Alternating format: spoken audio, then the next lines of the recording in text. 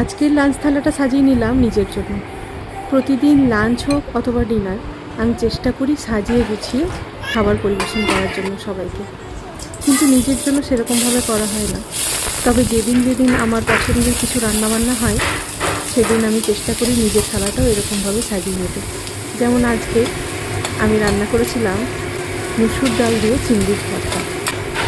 কিছুই না, এই ভর্তাটা বানানোর জন্য মুসুর ডালটাকে নুন হলুদ দিয়ে সেদ্ধ করে নিয়েছিলাম। তারপর কড়াইয়ের মধ্যে সর্ষের তেল দিয়ে তার মধ্যে শুকনো লঙ্কা, রসুন, পেঁয়াজ, কাঁচা লঙ্কা, চিংড়ি মাছগুলোকে ভেজে নিয়েছিলাম। তারপর মুসুর ডালটা দিয়েও কিছুক্ষণ ভেজেছিলাম। তারপরে হাত দিয়ে ভালো করে মেখে ওপর থেকে সর্ষের তেল আরও কিছুটা ভাজা চিংড়ি মাছ, পেঁয়াজ ভাজা দিয়ে পরিবেশন করেছিলাম। আগের দিন যেটা রান্না করেছিলাম চুনো মাছের চচ্চড়ি, লাঞ্চের থালায় রেখেছিলাম ভাত, মুসুর ডাল, চিংড়ির ভর্তা, চুনো মাছের চচ্চড়ি, তার সাথে রুই মাছের সর্ষে পোস্ত দিয়ে, তার সাথে 1 গ্লাস জল ছিল।